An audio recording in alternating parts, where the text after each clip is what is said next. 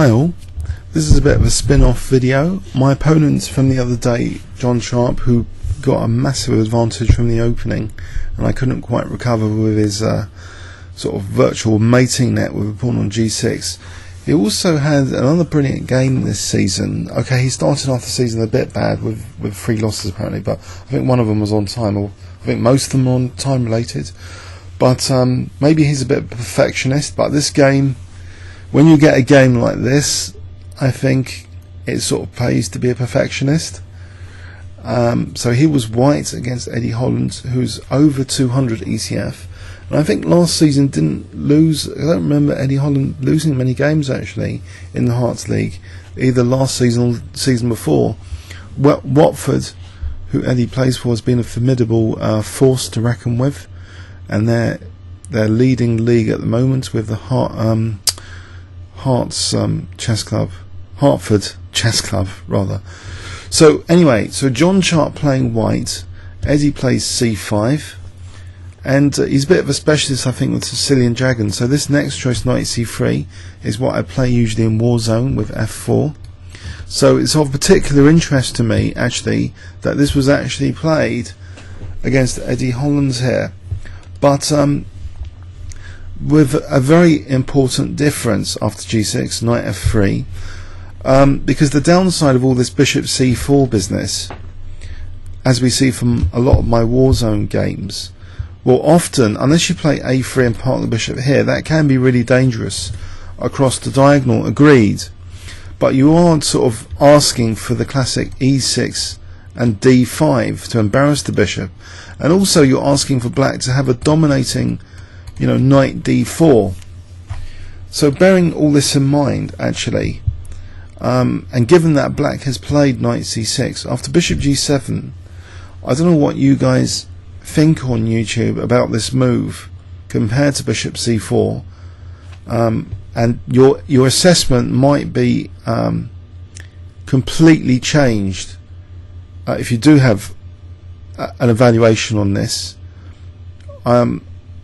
Please let me know honestly if it's changed as a result of this game. Bishop c4 versus bishop b5.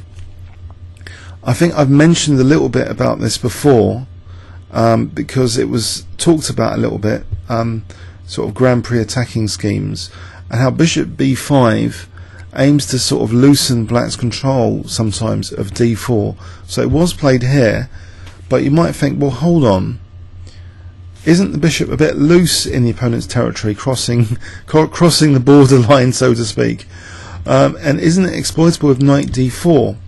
Well, the bishop doesn't move back, it will just be sort of subject to harassment later anyway if it did, and then black might even use that b7 square for pressure on the centre, and then again e6 and maybe even d5 later, and even f5. That would be horrible. So forget all that. Here, just giving up the light square bishop, because you're going to put pawns on light squares anyway. If you later play d3, you're going to have pawns on light squares, and this is exactly what John Sharp did. The Chess Oracle. He's got a site called the Chess Oracle. He hasn't updated it for a while, but I remember when I was doing my Barnet Chess Club site, the Chess Oracle was, you know, a great site back around the same time. I'll give a link in the description. That's interesting as well. So castles. Okay. So the bishop is just left there to be taken, and Eddie does dare to take it. Knight takes b5, knight takes b5. So again we have a position which seems a bit reckless, doesn't it? What is this knight doing on b5? There's no coordination with any other piece in white's position. It can be kicked back with a6, which might be useful, you might think, for b5 and bishop b7. So isn't this just totally pointless play? Well, actually I think this is quite interesting. An engine evaluation here objectively. Let's have a look at an objective evaluation of this position. It's only slightly better for black apparently, or even equal now. So something has happened here. If we look at previous ideas black might have had about getting a knight to d4, this swap of the knights for the bishop might be in white's favour in some respects. I think Hebden had a game once many years back in this line though against the GM, and he did lose, but well, lots of people have used this system, and probably this position is a kind of key position to look at. So black's control of d4 a bit loosened, white losing that light square bishop, which might have been useful if it had been, say, tucked away with a3 and bishop a2, which is an idea I've seen in an Andrew Martin video. Okay, so without the light square bishop, surely you might think, well, something like f5 is going to be less significant later. But let's have a look at the course of this game. d6, okay, seems fair enough to play d6. d5 is out of the question, just take queen d5 as knight c7, actually justifying the knight on b5. So d3, knight is kicked back to c3. Okay, now black's got to try and develop the king side.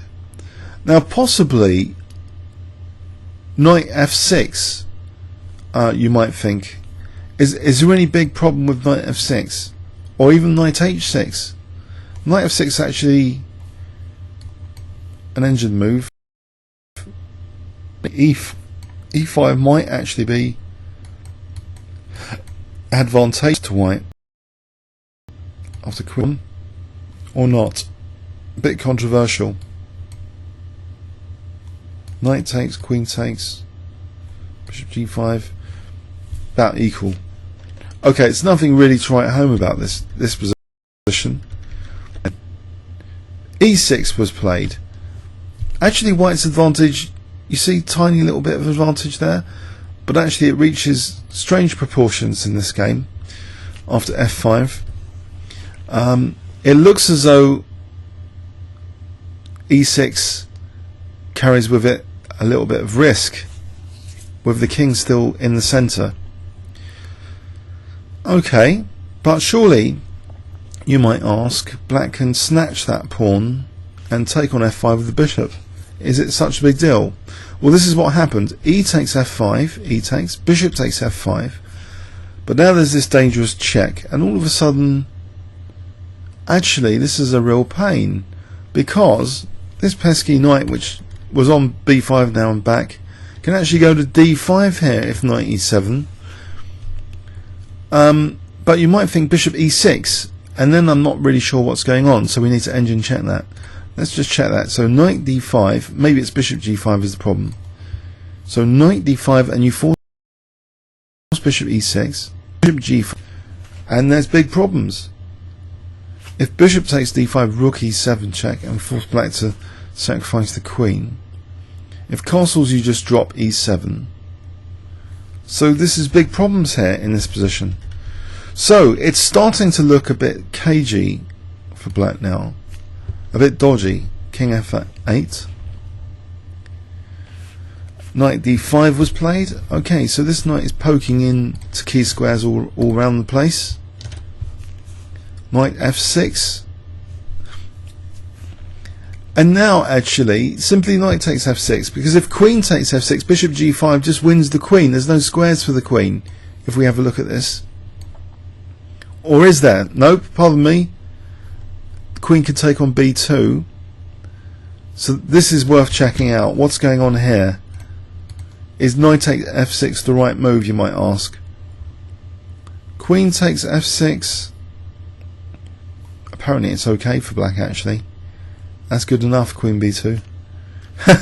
Okay, and even inviting a rook b7, surely this is a bit dangerous. Apparently black's technically okay. Okay, so let's go back. So in the game, maybe queen f6 was okay, but in fact bishop f6 is given as one of the stronger moves. Advantage to black still. So bishop takes f6. Bishop h6 check. And now here king g8 is preferred, not bishop g7. King g8, but you know, from a human point of view, it's this rook looks terrible So there's some compensation. Surely it's easier to play for white. This balance of being playing the position versus easier to play. With a rook on h8, it would seem a difficult position to play. So anyway, that explains, psychologically, I think, why black doesn't want the rook trapped by the king. So bishop g7 seems a lot more logical. And this is why we're never going to beat computers in the long run, because computers are pretty cold about things. They're just limited by their horizon. But if that extends, then they're going to play the most ridiculous looking things, which seem ridiculous, but actually it doesn't matter. King g8 is the right move. And there's a horrific tactical reason behind this, about to be unveiled, believe it or not. So this is like, you're going to see a magic trick now after bishop g7. You might think, what is going on here? White only has a knight and queen and the bishop here. What else is going on? There's no f-file attack. The rook's over here. What possible danger does black face in this position? Okay, so the magic trick's about to be unveiled. Queen d2 was played. Seemingly, so what? Okay, protecting the bishop. Can't black just play anything? Actually, again, it's useful here to be able to play king g8, which traps the rook in visually. But black will be technically better with king g8. Now, in the game, queen d7 was played. Now, if I give you 20 seconds here, I wonder if you can spot white's next move. So 20 seconds starting from now.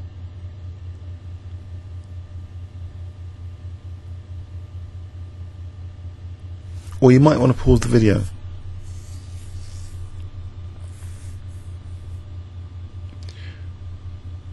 I'm going to give you a clue for those who haven't found it yet. There's a pin here to celebrate. How can you celebrate the pin? Maybe instead of working on the concept of the weakness of the last moves, which is very useful as well, or forcing moves, you could also think about the weaknesses of pinned pieces. Like I blundered yesterday, remember there was a pinned knight yesterday and I missed queen takes b5, because pinned pieces create lots of weaknesses in effect, that this bishop is pinned absolutely to the king, not sort of to the queen. It's a mandatory, it's a legal pin. So actually all of the squares that this bishop influences is just a total illusion, totally illusionary. So a pinned piece is a bit like considering the opponent's just played this. What's the weakness of their last move, if anything? The opponent's got a pinned piece, same sort of thing. All of the squares are now an illusion, total illusion, that this bishop controls. So I'll ask you again, another 5 seconds or 10 seconds starting from now, what is white's winning move? 10 seconds starting from now.